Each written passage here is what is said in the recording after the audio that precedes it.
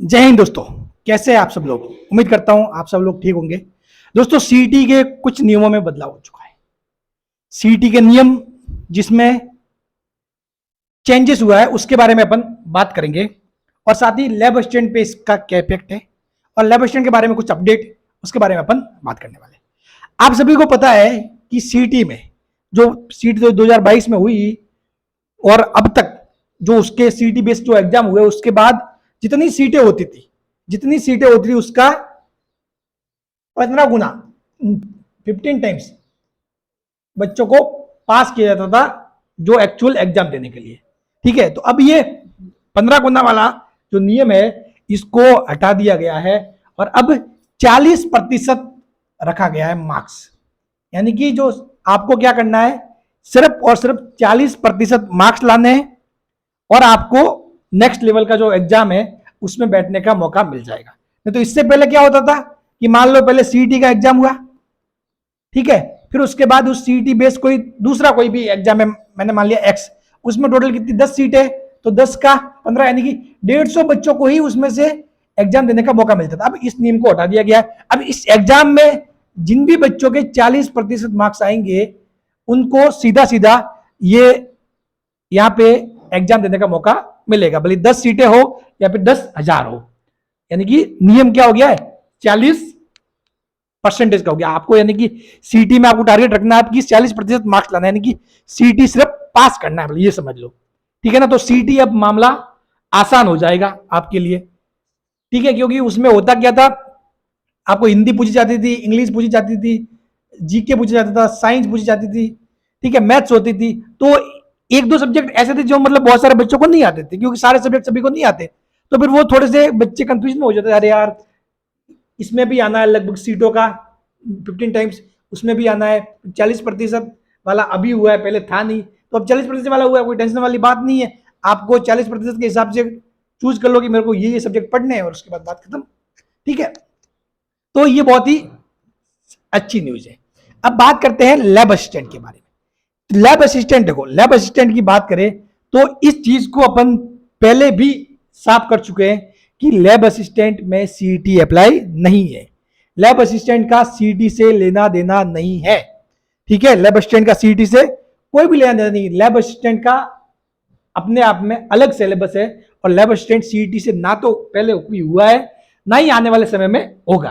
तो lab assistant CET से नहीं होता है। ठीक है, सीईटी लागू नहीं है।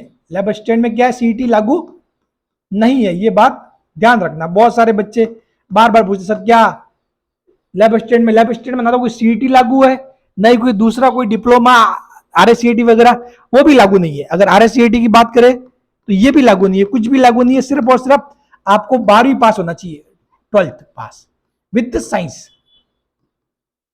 ठीक है, पीसीएम, पीसीबी, एग्रीकल्चर, ये सब्जेक्ट के साथ आपको साइंस में 12th पास होना चाहिए, तो आप लैब असिस्टेंट का एग्जाम दे सकते हो। लैब असिस्टेंट के बारे में आपको बता दूं कि लैब असिस्टेंट में 2022 से पैटर्न चेंज हुआ था और उसके बाद से क्या होता है, इसमें 2 पेपर होते हैं। ठीक है, 200 मार्क्स के, और टोटल कितना होता है 400 मार्क्स के होते हैं। ठीक है, एक पेपर होता है सामान्य ज्ञान का जिसमें राजस्थान का जीके पूछा जाता है।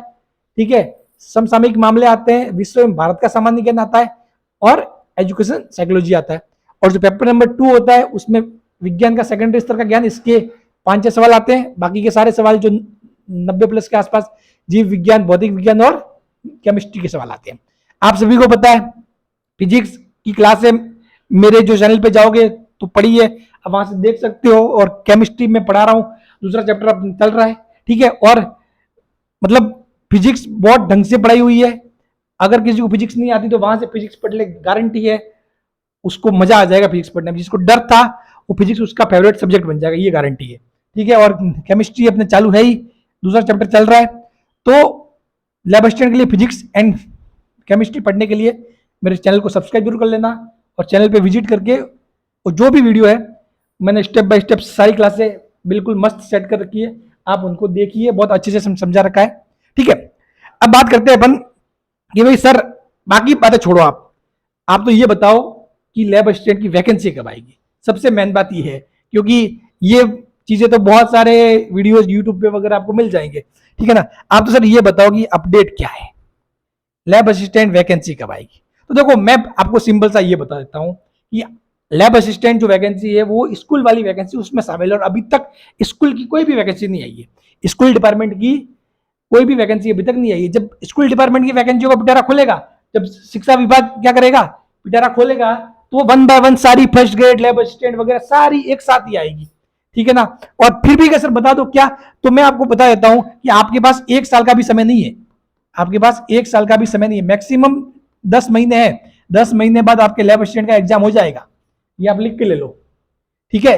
मैक्सिमम 10 महीने के आसपास है जिसमें आपके लैब असिस्टेंट का एग्जाम हो जाएगा। तो इसीलिए जो लैब असिस्टेंट के ही भरोसे बैठे हैं कि भाई हाँ सर मैं तो लैब असिस्टेंट की मतलब मेरे को कर रहा हूँ तैयारी, लैब असिस्टेंट ही बनना है, तो वो बिल्कुल फोकस्ड वे में वो तैयारी जारी रखे, क्योंकि फिर फॉर्म आएगा, फॉर्म भरे जाएंगे, उसके बाद फिर टाइम नहीं मिलेगा, ठीक है ना। तो अपनी तैयारी जारी रखे, और बाकी आपका दूसरा टारगेट है कि सर मैं तो साथ में सीटी दूंगा वगैरह, कुछ भी कोई एग्जाम है दूसरे एग्जाम वो दे रहा हूं, तो वो बात अलग है। बाकी लैब असिस्टेंट पे ही फोकस हो आप, तो प्लीज तैयारी जारी रखें और बिल्कुल भी डाइवर्ट नहीं होना है, ठीक है।